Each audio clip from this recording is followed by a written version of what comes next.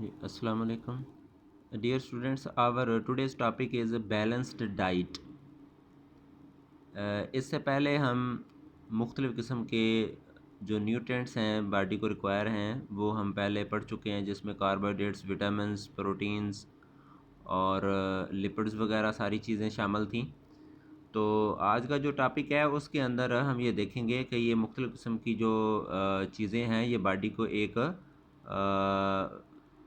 मतवाज़न मिकदार के अंदर चाहिए होती हैं मुख्तलिफ़ किस्म की एक्टिविटी को पूरा करने के लिए। तो देखते हैं इसमें क्या है कि balance diet human require various types of nutrients in order to keep them healthy and fit. इंसान को सेहतमंद और तवाना रहने के लिए मुख्तलिफ़ किस्म के जो न्यूट्रिएंट्स हैं उनकी ज़रूरत होती है। These nutrients should be taken appropriately in diet.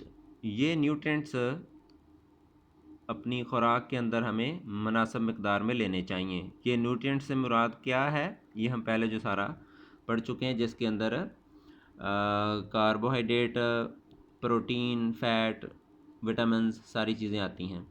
तो ये आगे इसकी जो है प्रॉपर डेफिनेशन आ जाएगी कि what is balance diet. A balance diet may be defined as the one which contain all the essential nutrients. Balance diet मतवाज़न ग़िज़ा वो होती है जिसके अंदर तमाम ज़रूरी अज्ज़ा शामिल हों इन करेक्ट प्रपोर्शन, सही मिकदार के अंदर, यानी ना किसी की बहुत ज़्यादा ज़्यादती हो और ना किसी की कमी हो, जिससे बॉडी के ऊपर नेगेटिव इफ़ेक्ट्स आते हैं। For the normal growth and development of body, body की नॉर्मल ग्रोथ और डेवलपमेंट, उसकी बढ़ोतरी के लिए, जिस्म की बढ़ने और फलने फूलने के लिए जिन न्यूट्रिएंट्स की ज़रूरत हो वो करेक्ट प्रपोर्शन के अंदर मौजूद हों और सारे के सारे मौजूद हों। ये इसकी प्रॉपर डेफिनेशन जो है वो आ जाएगी। A balance diet is related to once age. किसी की एज, जेंडर, उसका मेल और फीमेल होना, यानी उसकी जिन्स जो है, और उसकी एक्टिविटी, बॉडी काम कर रही है, बिल्कुल रेस्ट पे है, किस तरह वो अपनी ज़िंदगी जो है वो गुजार रहा है, तो उसके मुताबिक ही उसकी बैलेंस डाइट मालूम की जा सकती है। देखिए आप बच्चों के अंदर मुख्तलिफ़ किस्म की जो चीज़ें हैं उनकी मकदार और जो वैरायटी है वो डिफरेंट है। इसी तरह मेल फीमेल की डाइट के अंदर भी फ़र्क आ जाता है during the different stages of the life.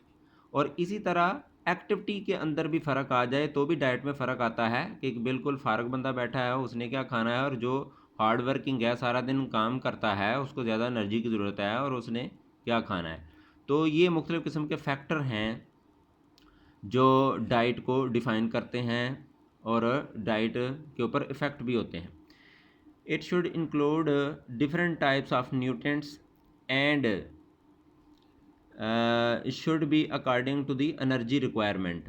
ये जो बैलेंस डाइट है मुख्तलिफ़ किस्म के न्यूट्रिएंट्स के ऊपर मुश्तमिल है। Different types of nutrients and should be according to the energy requirement. Body की एनर्जी रिक्वायरमेंट के मुताबिक होनी चाहिए। यानी पहले मैं बताया है कि किसी बॉडी को एनर्जी की ज़्यादा ज़रूरत है हार्ड वर्किंग के लिए, और किसी को एनर्जी की ज़्यादा ज़रूरत नहीं है, तो वो अपनी जो डाइट है अपनी रिक्वायरमेंट के मुताबिक, बॉडी की एक्टिविटीज़ के मुताबिक उसको बैलेंस रखेगा। द फॉलोइंग चार्ट, ये नीचे एक चार्ट दिया गया है, क्या कहते हैं, some of the common foods taken in Pakistan. Pakistan में जो मुख्तलिफ फूड खाए जाते हैं उनके अंदर percentage of carbohydrates, lipids and proteins in each of them, के मुख्तलिफ किस्म जो फूड स्टफ्स हैं इनके अंदर कार्बोहाइड्रेट, लिपिड्स और प्रोटीन की परसेंटेज दी हुई है, ताकि हमें पता चले कि जो चीज़ें हम ले रहे हैं उनके अंदर कार्बोहाइड्रेट, लिपिड, प्रोटीन कितने हैं। तो इसको भी हम साथ देखते हैं।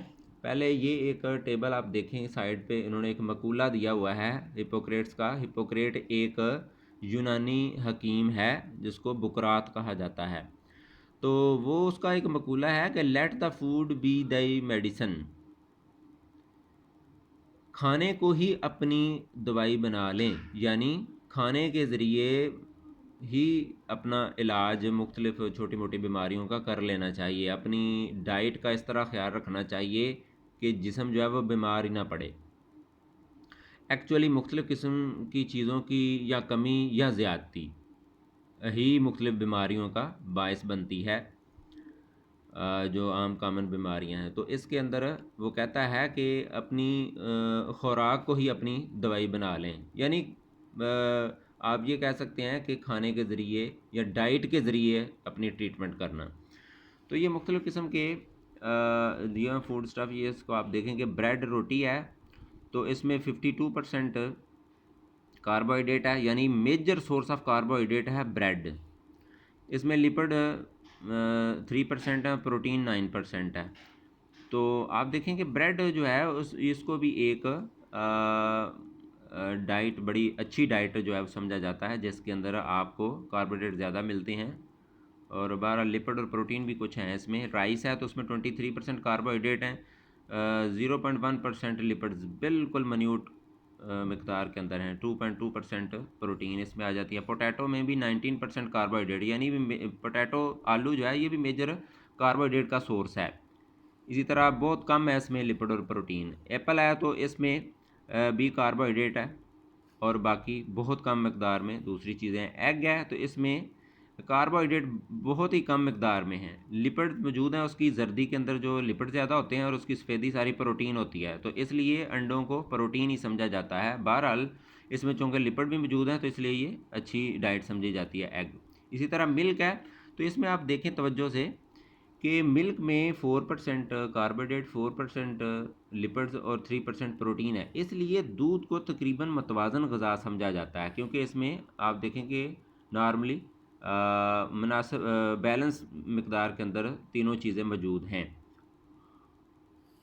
इसी तरह बटर मक्खन है तो इसमें कार्बोहाइड्रेट ना होने के बराबर है और 81% लिपिड्स है। मक्खन चूँकि घी इसमें ज़्यादा होता है, लिपिड्स की मकदार ज़्यादा है, प्रोटीन भी बहुत कम ना होने के बराबर है। चिकन में कार्बोहाइड्रेट ज़ीरो बिल्कुल, लेकिन लिपिड बिल्कुल लिपिड्स भी हैं उसमें, लेकिन उसमें ज़्यादा प्रोटीन है, यानी चिकन भी ज़्यादातर प्रोटीन का सोर्स है। तो इस टेबल को आप देखें और इसमें इम्पॉर्टेंट जो क्वेश्चन हैं ये हमने साथ दिए हुए हैं, तो इसको भी आप देखें कि